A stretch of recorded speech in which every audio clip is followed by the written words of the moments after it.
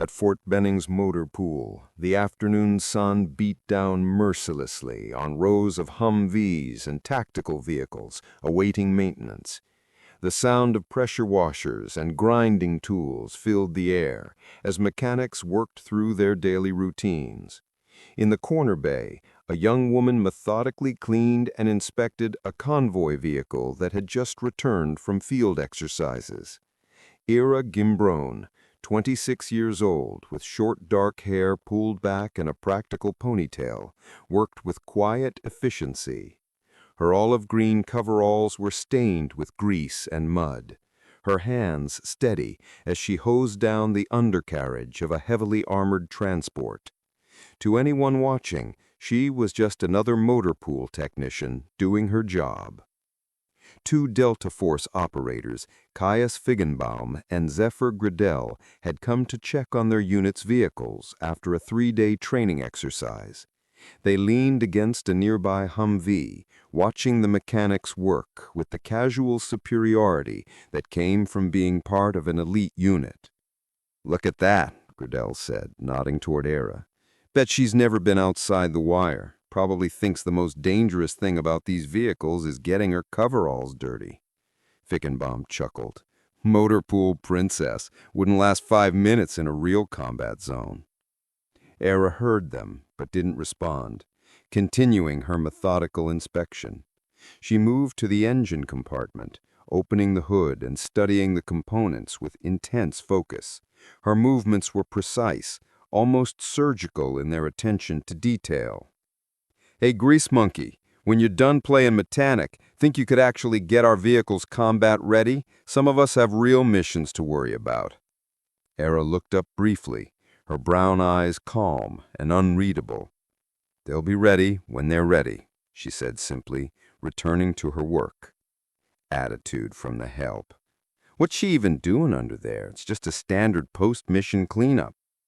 But Eira wasn't just cleaning, she was listening. Her ear was pressed close to different sections of the engine block, her fingers tracing wire harnesses and exhaust components with the kind of systematic precision that spoke of specialized training. She paused at the air intake, frowning slightly, then moved to examine the undercarriage mounting points. That's when Colonel Cabrito walked into the motor pool. At 52, he carried himself with the quiet authority of a man who'd spent 3 decades in uniform, most of it in places the military didn't officially acknowledge. His sharp eyes took in the scene immediately. "How are we looking on vehicle readiness?" he asked the senior mechanic. "Good to go, sir. Just finishing up the post-exercise inspections." The colonel's attention was drawn to Eira, who was now crawling under the vehicle with a small flashlight, systematically examining every bolt, bracket, and junction point. Her movements weren't those of someone checking for mechanical issues. They were the movements of someone looking for something else entirely. "What's she doing?" the colonel asked quietly. The senior mechanic shrugged. "Standard inspection, sir. Gimbrone's thorough." But the colonel recognized what he was seeing. He'd watched enough explosive ordnance disposal specialists work to know the signs. The systematic search pattern, the careful attention to mounting points and concealed spaces, the way she was checking for disturbances in the normal configuration of components. He walked closer, listening. Eira was making soft sounds under her breath, almost like she was talking to the vehicle. But the colonel realized she was actually listening to the sounds the engine made when she tapped different components, identifying any changes in resonance that might indicate foreign objects or modifications. "Gimbrone," he called softly. She slid from under the vehicle, her face smudged with dirt, but her eyes sharp and focused. "What are you hearing?"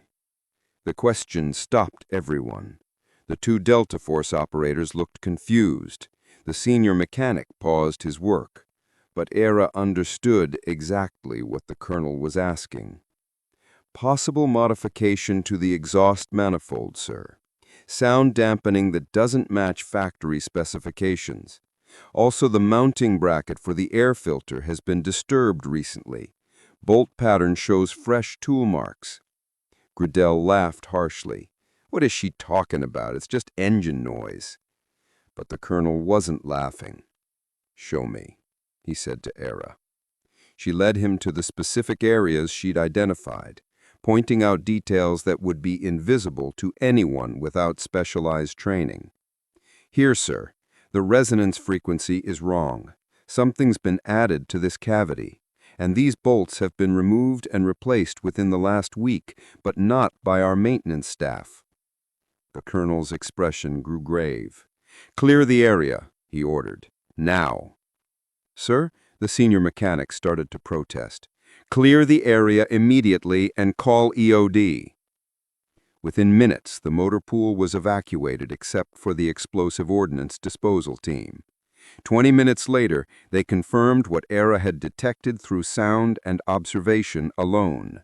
A sophisticated training device designed to simulate an improvised explosive device planted during the field exercise to test base security protocols. When the all-clear was given, Colonel Cabrito found Eira cleaning her hands at a wash station. Gridell and Feigenbaum stood nearby, their earlier arrogance replaced by stunned silence. Staff Sergeant Eira Gimbrone, formerly of the 7-eighteenth EOD Company, 2 tours in Afghanistan, 3 in Iraq, recipient of the Bronze Star with V device for defusing 17 IEDs during a convoy operation under enemy fire. He turned to the Delta operators. This woman has personally saved more lives than most soldiers see in an entire career.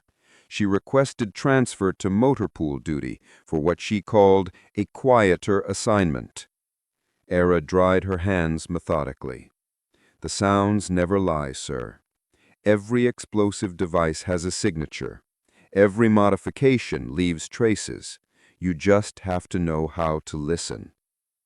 Why didn't you say anything? Feigenbaum asked, his voice stripped of its earlier mockery.